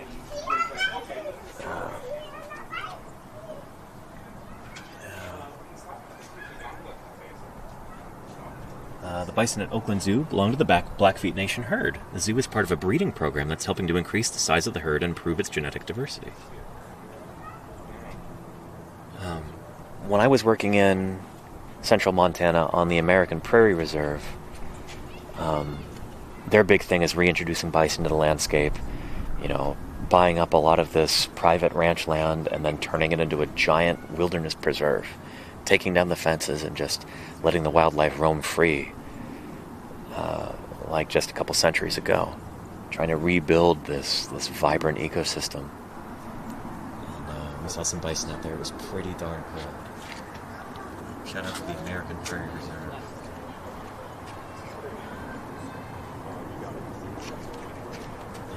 What's really important to them is that their bison are they're 100% bison. Most of the bison that you'll see in captivity in the U.S. and many of the wild ones too have cattle genes in them, so they've interbred with domestic cattle. So they're not like pure blood bison, but all the ones on the American Prairie Reserve are. I'm not sure to the extent that the crossbred bison, that their behaviors or their appearance or instincts or anything like that have changed, in contrast to the purely wild, like 100% pure bison. Well, I should look into that. That's an interesting question, I think.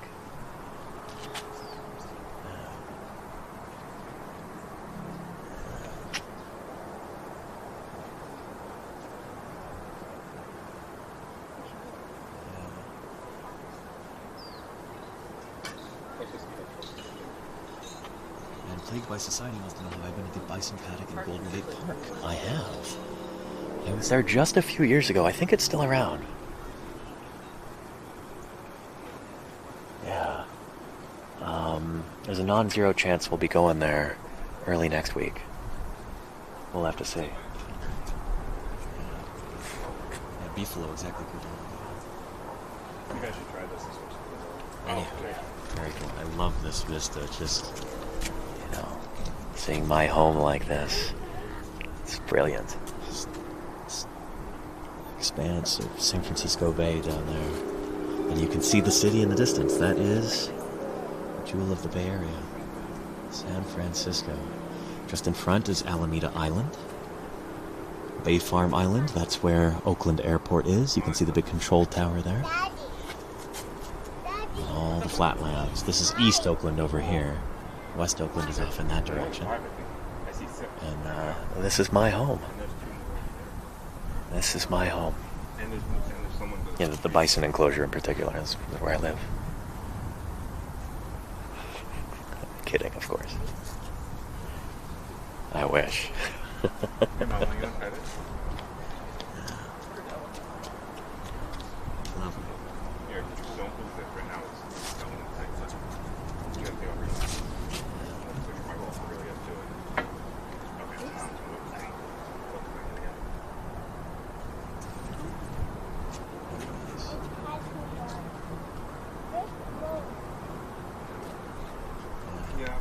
Or did we lose chat? Hang on a second. I think I'm still live. But let me check my Wi-Fi device and see what it's doing. Hopefully it's not overheated. No, we're good. Yeah. I think we're just not getting great signal at the moment for whatever reason. Yeah. There we go. Home on the range. Exactly, Steely Dan. And Dream Warrior, how are you doing? Welcome to Paleontologizing and welcome to the Oakland Zoo. Glad you could be here.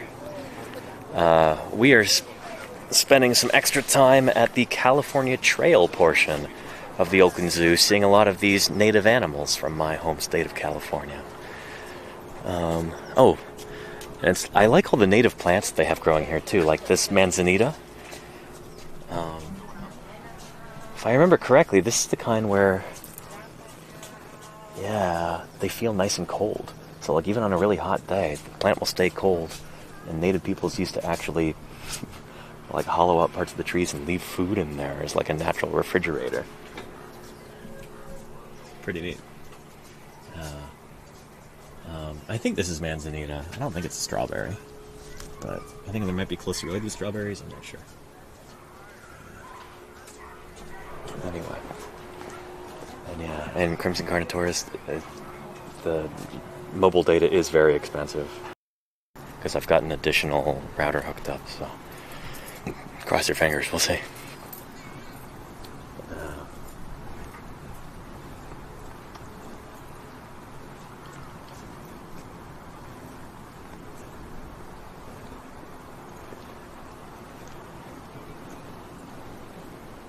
I'm back. Okay, good. Yeah. Anyway, just walking back up toward the gondola. I'm going to get some water up here, too, while we've got the chance. I didn't bring my water bottle with me.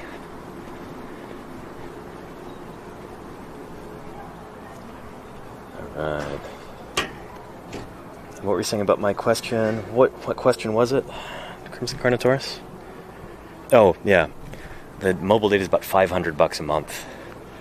So, more than I used to pay for rent when I lived in Montana. So it's pricey. That's why we've only got it for this month, and then I gotta cancel. But it's allowed us to do some pretty cool mobile streams, so I'm happy about that. Let me get some water real quick.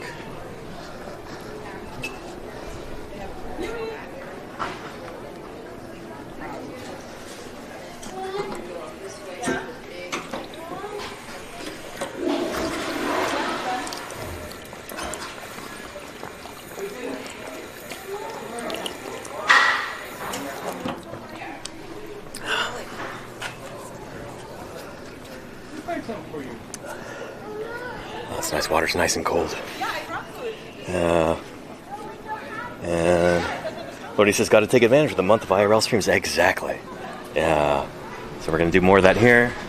We'll go see who else we can spot before we leave. Right now we got to go take the gondola down.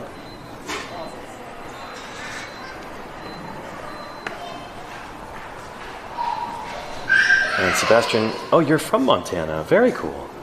I lived in Bozeman for the better part of a decade. Went there to work on dinosaurs. There's a lot more dinosaurs in Montana than there are in California, I can tell you that. But, you know, I was born and raised in California. This is my home.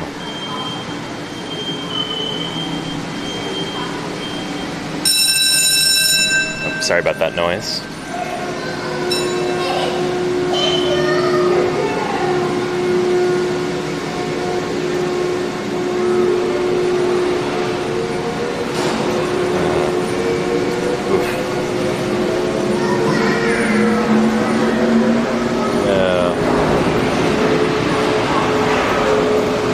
Montana a good place to live? Do you like snow? I don't. So I would say it's not great, but I don't know. I much prefer living here.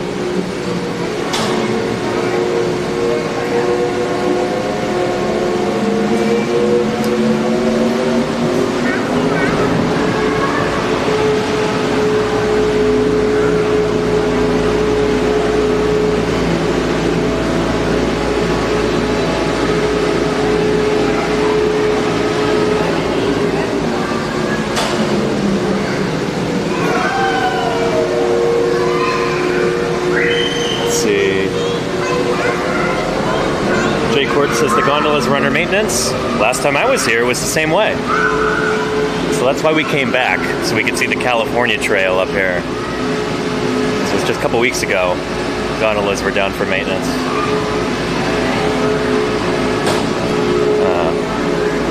Okay, thank you. Appreciate it. All right. Here we are. I love the art in there.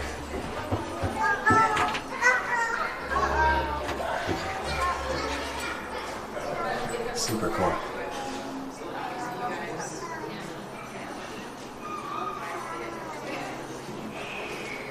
Are the gondolas as reliable as a McDonald's milkshake machine? No, they are. They've worked. I've only ever been here once when they've been out of order, and that was a couple weeks ago when we were streaming from here. So they're the only way to get up to the California Trail.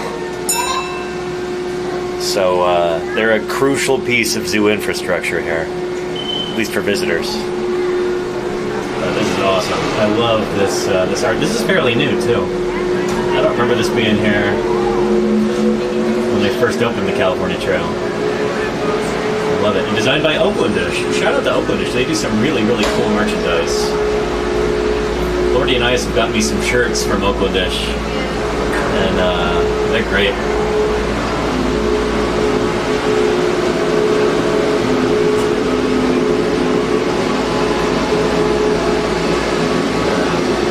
were the Siamangs out today? They were, Jake Works. Yeah. We might have a chance to see them. I can't make you any promises, but... yeah, the signal was really spotty when we were down there earlier. Here we go. Very nice. Beautiful. And there is downtown Oakland there. And then in the distance, San Francisco across the bay.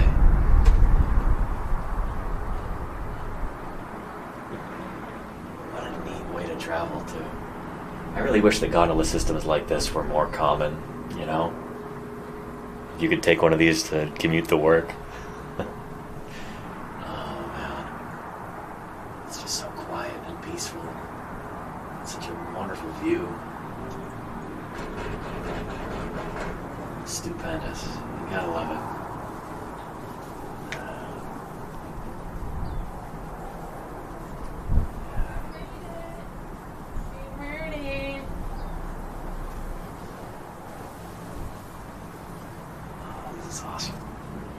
San Francisco Bay stretched out before us. Honestly, the ride is worth it just for the view.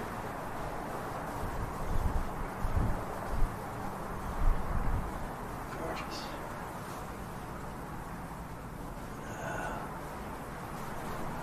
How cool is this? How cool is this? Yeah.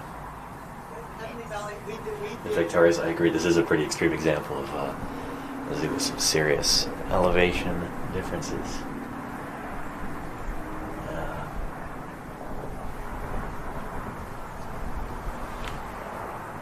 And there's so much room to expand down here too, if they choose to do that. That's really neat.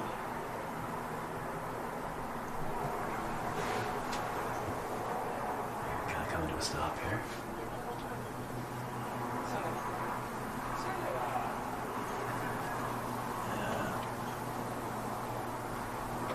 At least our last elephant is moving to a sanctuary. Yeah, he'll be moving next month. In October, he'll be moving to that elephant sanctuary in North Carolina. His name is Osh?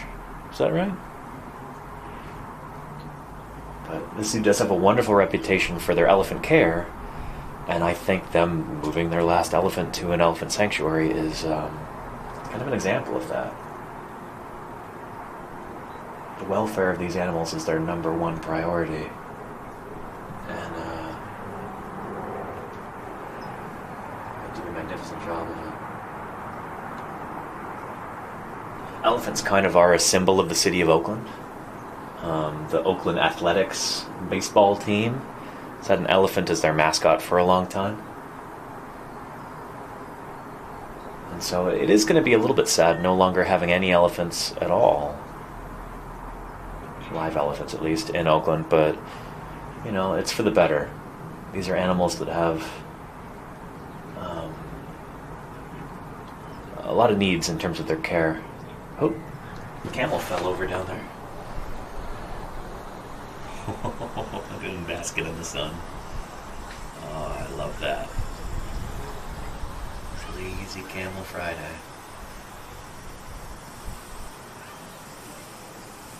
Dromedary camel. There's another one in the shade. Wow. It's a great day for camels. It's a great day to be here at the Oakland Zoo.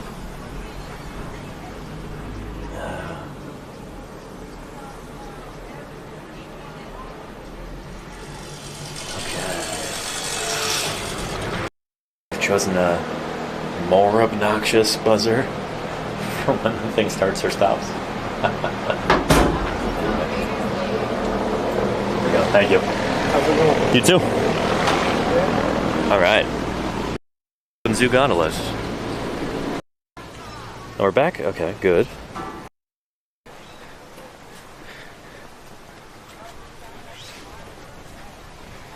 Let's see if we can spot some giraffes. Well, I'll spot them. We'll see if we can get them on camera. Hopefully our signal holds up.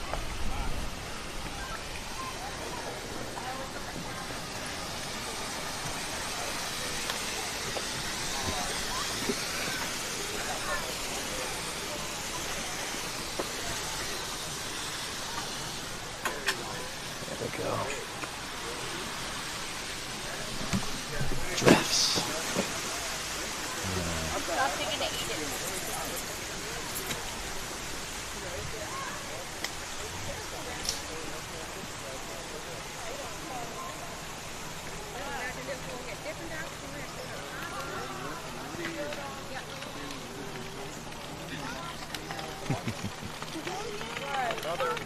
Another monkey in the zoo.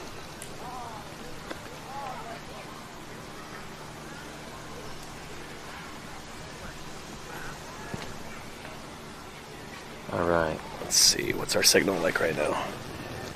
Chat isn't working. Oh, okay. We're at 7,500 kilobits per second. I guess it's just the Wi-Fi router isn't working at the moment. Anywho, giraffes. Love giraffes. They're so fun to watch. Now, the classic paleontologist question when you're looking at giraffes, when you're talking to an audience, is how many vertebrae, chat, do you think they have in their necks? How many neck bones? You know, we as human beings have 7, just for frame of reference. Marine reptile like Elasmosaurus has 72. How many vertebrae do you think a giraffe has in its neck?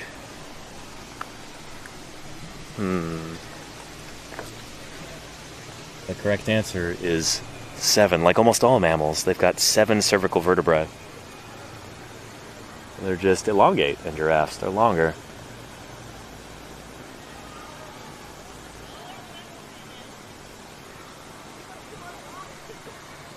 Very cool. You could listen to Matt Wadel talk about this. He's a sauropod researcher.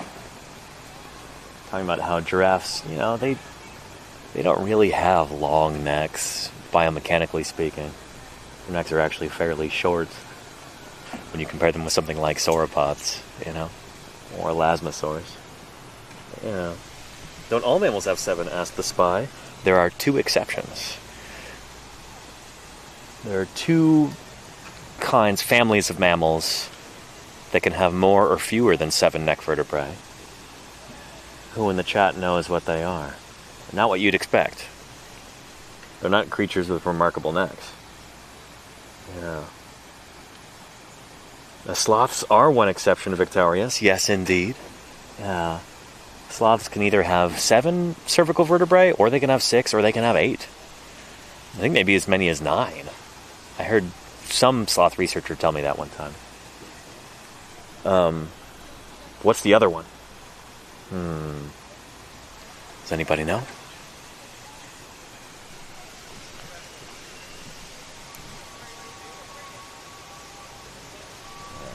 Not the platypus, Cosmic Segan. No, good guess.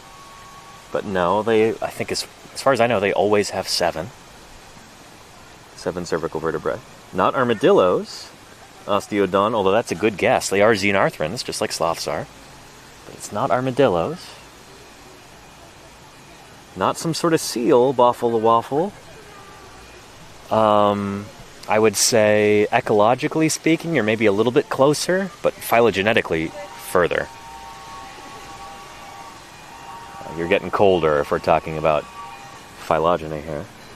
It's not giraffes, it's not monkeys, it's not whales, not hippos. I'll give you a hint. They are related to elephant shrews.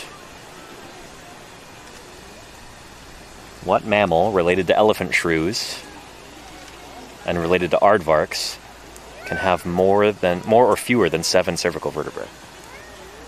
It is indeed, yes, manatees and dugongs, the sirenians, the sea cows. So it's sloths and sea cows can have more or fewer than 7 neck vertebrae. That's wild. There's something about mammal development where they have to have that specific number of cervical verts, or else things go badly wrong during development. But yeah, sloths and sea cows they're your only 2 exceptions, as far as I know, to that rule. Pretty cool. How many can manatees have? They can have 6, 7, or 8, as far as I know. Although I'd love to be able to talk to a researcher who actually studies this kind of thing. Have an in-depth conversation about that, because I find it fascinating. Anyway. Giraffes there. I love it. There's a nice placard about giraffe tongues. This is a reticulated giraffe. Giraffa camelopardus reticulata. I have heard that there's ongoing debate over how many species of giraffe there are. Whether certain populations are genetically distinct enough where they should be considered different species. I think that's still being worked on. But it's interesting how we might be kind of witnessing speciation take place. Like these different populations of giraffes are actually diverging from one another. The evolution in action, you know? Yeah. And Plagued by Society says, I feel like I'm close enough with the hippo. No, so hippos are ungulates. They are artiodactyls, hoofed mammals. So hippos are more closely related to whales than either of them is to, you know, dugongs or sea cows. Yeah. So dugongs and sea cows are afrotheres. They're related to aardvarks, elephants, elephant shrews, golden moles.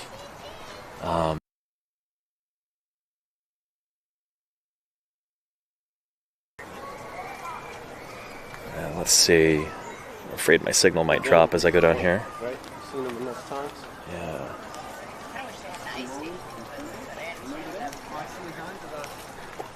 Yeah. Maybe we'll be lucky and the warthogs will be out again like last time.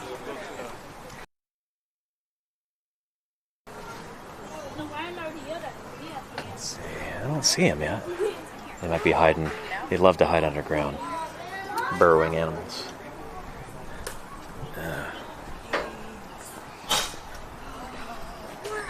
I think we've lost the signal. Living relative are whales. Hippos are also related to pigs and deer and the other cloven-hoofed mammals, the artiodactyls. So yeah, pretty cool. And they do have hyenas here too. We saw some last time, J. Courts. Yeah. 2 3/4 hours so far. I've got to go off and get some lunch and then send some emails about maybe doing some other IRL streams next week, Monday and Tuesday. So it's about time to wrap this up here. So we'll try and find somebody else streaming on Twitch at the moment. Who else is live? Oh shoot, I can't even see. The signal's that bad. I can't see who else is live. So, trusted chatters, if any of you are ever visiting the San Francisco Bay Area, the Oakland Zoo is charming, wonderful animals, lovely displays. The California Trail in particular, that's worth your price of admission alone. So, come visit the Oakland Zoo. Well worth your time and your money. Let's see. And we're going to go raid into GeoGym. So let's do that. There we go.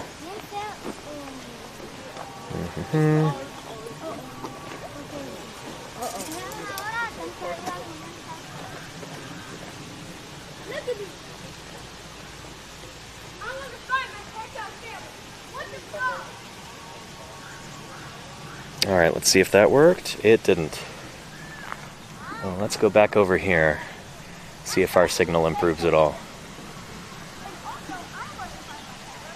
And have I done an IRL stream at the California Academy of Sciences? I have not. No. It's usually a little too crowded to do like a decent live stream, I think. Plus, I've been told that it acts kind of like a Faraday cage, so you can't get good signal there. But we'll see. And